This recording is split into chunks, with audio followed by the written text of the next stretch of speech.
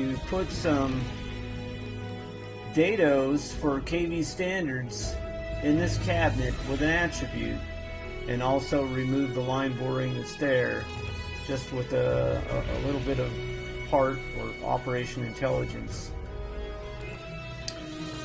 just like that. And I'm going to show you how to do it. Check it out. Okay, so we got a new cabinet here, and I'm going to go here and I'm going to add an attribute. So again, that's just clicking the add button. Come over here to the standard, changing that to an attribute. I'm going to call this standard data. That's going to be, well, actually, no, I need that to be the name. The description is just what you're going to see in the sidebar. So you always kind of conform this into like a question.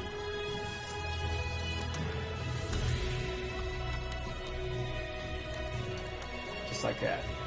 And we don't want it to be a measurement. We want to be a Boolean. A Boolean is basically true or false, because we're just going to be turning this on and turning this off. So it's either going to be a 1 or a 0. To start off, we're going to be, normally you would have this set to a 0, but just to set this up, I'm going to start off with 1. So when I put my quantity parameters, that it sees that it's already 1, and I don't have to mess with it. Okay, so we have this. I'll click OK, and now we're going to have this attribute on the side. It's not going to do anything yet, but we'll get there. Okay, so I don't really want to see the grid. All right, so I'm going to say new operation. We're going to put this to the back. I don't know if you know this yet, but this moves this forward and back. You can see the red line kind of indicates where you're at. We're going to be on the back, because that's where most of our operations are going to live. We're going to put a dado. Okay, we want this KV standards. I think, if I remember right, they're usually 5/8 wide. I want the length to be the part. You can actually put intelligence here just by choosing some of this stuff. I'm just going to leave this at 0 for now, and then the depth, and I think they're normally 3/16, but I could be wrong on this stuff. This is mostly by memory. Okay, so my first one, I'm going to put it at just 1 7/8 in. I think that's already good. So now I've got an operation here. We need to put a little bit more intelligence on it here. This 30 is not quite correct. I think I'm just going to put a -1 here. And I think I've already have it set up to where it's a 1/2 inch up from the bottom. That -1 will put it 1/2 inch from the top and bottom. Looks like it's already really pretty in line with my line bores, so that's good. So now I'm going to go click on my operation. I'm going to go to properties, parameters, and then I'm going to add a QTY parameter. I'm going to go ahead and immediately make it an equation, and then I'm going to paste in my operation name that I made earlier for the KV standards. So I'm going to paste that in. I'm going to put double equal sign, and I'm going to put a 1. And then I'm going to, for the value, I'm going to put 1. I'm going to test this. It's going to go out and find that I've already created this. It already equals 1, so that it came back true. And it's going to give me a value of 1. Okay, well that's good. So now I'm going to add I need to add another one. The second one needs to say equals 0 and then zeros, because you need both to kind of evaluate that in both situations you're going to have it do something. So it's currently false that it's set to 0. It is actually set to 1, so that came back false, and it would give you the value if it was true. Okay, so I'm going to hit OK. I'm going to hit OK. So since I have it already set to 1, I still keep my data that I have there. Sometimes, and I don't know why, but quantity parameter, I'm going to show you this, but well, actually it still looks good. Sometimes it adds like an extra line in there, and sometimes I have to go back and delete that. So right now I just want to kind of test that my on and off switch is working, but my line boring is staying there regardless if it's on or off. So what I'm going to do, and I'm going to show you this first, but if you go to the object tree and you just stay on the cabinet level and you look down through here, there's nothing here about line boring. So we kind of need to know what the value is. So I'm going to go to boring. I'm going to change this. It says bore required holes. I'm going to change it to no boring holes. And I'm going to say OK. Then I'm going to come back here, and now you see that there's this wasn't here before, but it is now. It says bore style 0. Okay, well that's cool. So I'm going to go back to boring. I'm going to change it to bore required holes.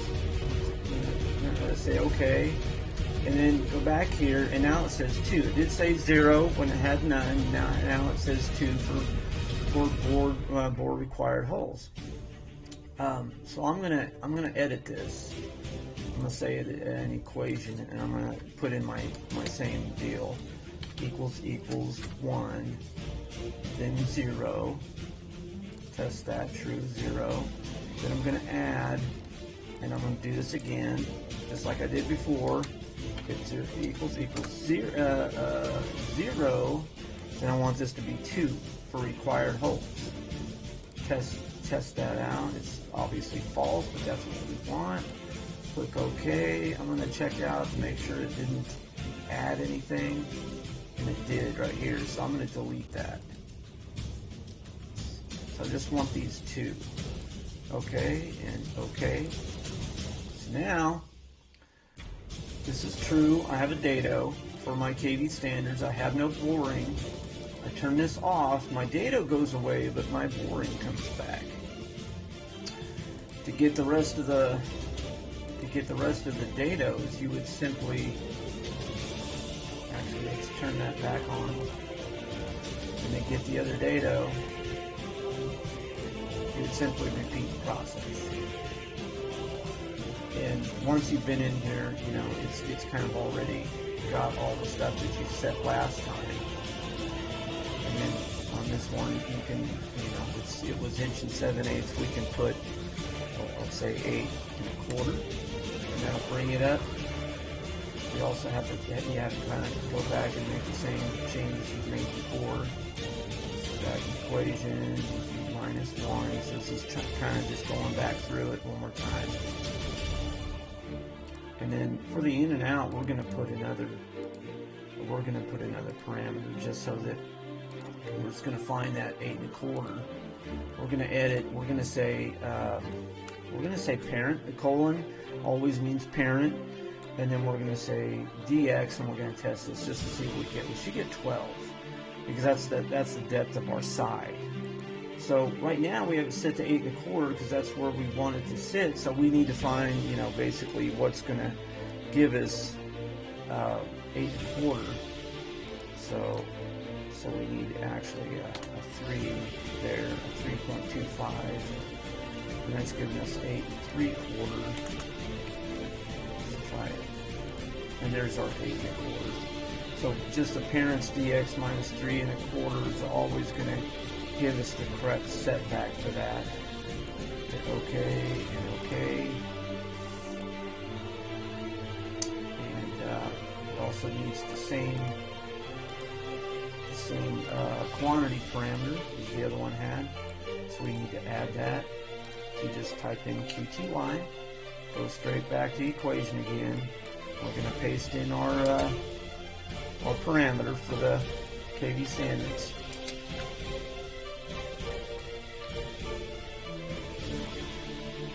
We're going to add another one for when it's not true. Equals 0, then 0. Test it. Okay. Okay. And let's test it out. And there we go, man. Got holes or dados on the sidebar, on and off. Just like that. You just repeat the process. This cabinet, there's no UCS involved. It's just what you saw here, and you can save this cabinet back. If you save this cabinet back to the library and you save it, you just have to make sure that you click this attributes to preserve, so we don't lose what we had set up here.